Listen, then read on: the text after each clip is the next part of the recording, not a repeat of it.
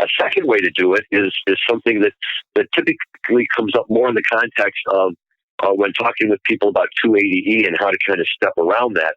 And that's creating multiple entities. So you have your operating business, we'll call that business A. Now you want to raise money for business A.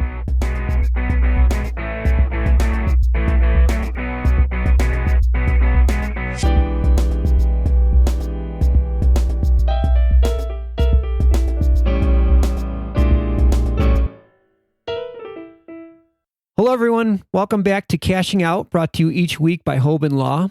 With me today is my co-host, Dena Jalbert from Align Business Advisory Services. Hey, Dena. Hey, Dan.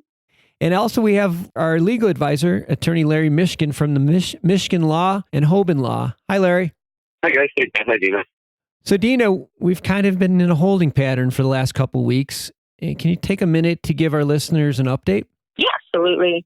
Yeah, things have been a little quiet of recent because we've been kind of in a bit of a, I would say, chicken and an egg scenario. So there's always a point in every deal where you're kind of at that, kind of towards the end, reaching to LOI and negotiating certain key points, and there's an exchange of information, and sometimes that information is dependent on one or more parties, and then you're coordinating calendars and trying to get that information, and all while trying to keep some momentum. And so it gets to be kind of a weird, awkward place where things go a little quiet.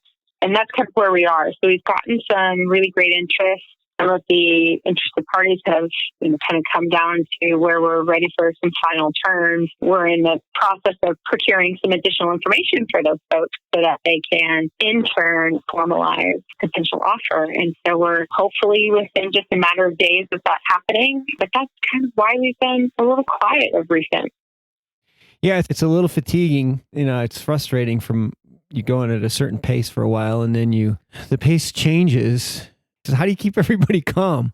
And I love the word that you use, fatigue, because we call it deal fatigue. Because in the beginning, you're really excited. Everyone's excited. There's a bit of that rush of adrenaline, and that we're really doing this. And then you're getting feedback from folks in the market. You're having really great conversations, and things are just moving on at a clip, and there's momentum. And then there tends to be a point where it's almost like a screeching halt, kind of the calm before the storm, if you will.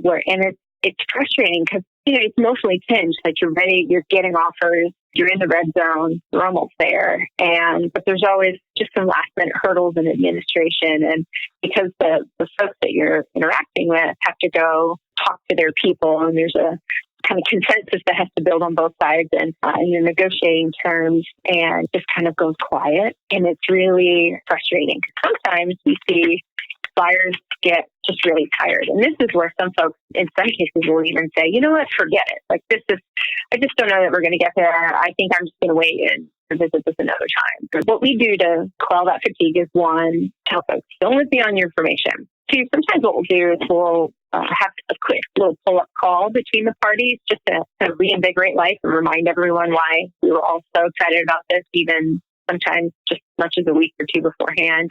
I like to have our clients send data points to the prospects and to potential buyers. For example, the New York show sold out from what I hear. And that's information that we share to those buyers to say, hey, look, remember this is so great. Like, look at this. Don't lose sight of this. Let's move on it, and vice versa. Those are ways that we kind of keep things going. As long as our listeners aren't throwing their hands up in the air, we can hang in. We can hang in there. I'm glad that you gave us that perspective. One good point is one of the interested parties actually reached out to us and said, hey, you know what? Time is what kills these things. So let me just get it going. And I think that's a really good example of the buyers kind of throwing their hands in the air. Like they're anxious to get the asset just as much as well. So sometimes that lull actually pushes them to act a little bit. And sometimes they're willing to okay, you can't get me that piece of information. That's fine. I'm still willing to move forward because I'm excited. So, you just kind of have to manage that flow. And we had that happen this week. Yeah, that was good news. Well, let's switch gears. Every episode that we've done so far, we've looked at it through the lens of a seller. What if we switch gears and we look at it through the lens of a buyer? And the reason I'm saying this is because we've gotten a couple emails from people that said, we've tried to buy a couple companies and in the end, it didn't work out because it didn't have the cash. How would a buyer get creative on bringing in additional cash for an acquisition? So what are some ways that people in that situation who need to make an equity raise but want to maintain control of their business can do? The first one is just a very standard response that goes back to something we may have also talked about previously, which is, when you're going into a cannabis business, what is really your best type of business entity? C Corp and S Corp and LLC. And I'm not going to get into all of the various differences among these different types of entities, other than to say the LLC is almost always preferred with businesses of this size because it gives you tremendous flexibility in terms of how you structure your business. So unlike a corporation where everyone here shares of stock and there's only voting and non-voting shares of stock, and if you're going to pay money out, you have to pay money out to everybody, and it can be very complicated. With an LLC, you can have as many classes of ownership as you want, Class A to Class Z, and then around the alphabet again. Now you're the owner of a business and you want to make an equity raise, create a Class B. I'm going to give away 49, but they're all going to be Class B shares.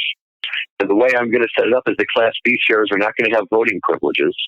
And then what I'll promise them in exchange is that for the first year, anytime we make a distribution, the distribution will swing to them 60-40 until they get their interest paid back, and then we go forward. So now what you've done is you've given these people an opportunity to get preferred returns, and you're maintaining total control of the company. A second way to do it is something that typically comes up more in the context of when talking with people about 280E and how to kind of step around that. And that's creating multiple entities. So you have your operating business, we'll call that business A. Now you want to raise money for business A. So you're going to go out, you're going to try and raise money. But again, you have the concern, am I going to get diluted? What's going to happen? How do I do this? One way we've been advising clients to do this is to form a second entity. And the second entity becomes the fundraising entity.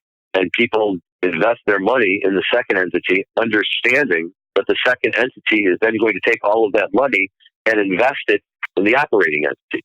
So the people who are investing in the second entity, their money will ultimately be being used by the first entity, and therefore whatever kind of a return they think they can get there, they'll be able to get.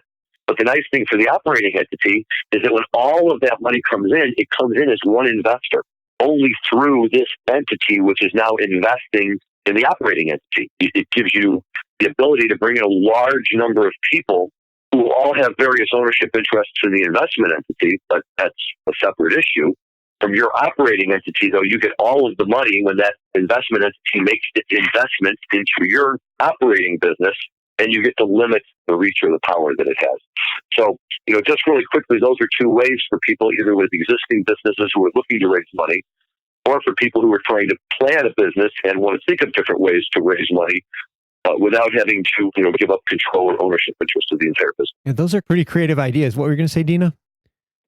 No, I was just going to say, we see this a lot, especially in the industry. Sometimes businesses overcomplicate their structure because they think because of regulation and taxation, we've seen a number of really complex legal structures of entities all over the place, but not having that singular investment entity. And I think, Larry, that is such a really important point because investors want to follow the cash flow. When you look at a big chart and it's all over the place and it's hard to follow, if I'm confused by it, I'm not going to take the time to dig through it, to figure it out. And so I think that's a really excellent piece of advice for a lot of the listeners is don't overcomplicate it. That one investment entity will allow you to structure the things the way that you absolutely want to, but keep it, as I say, simple, stupid for investors to be able to invest in. Those are really creative ways to do this.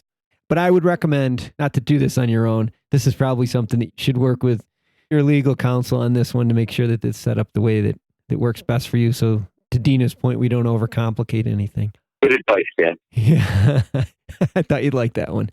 Let me say quickly, if anybody has any other questions, again, this was a question from one of our listeners. If anybody has any questions, shoot us over an email at connect@mjbulls.com. We'll try to bring it up in one of our shows.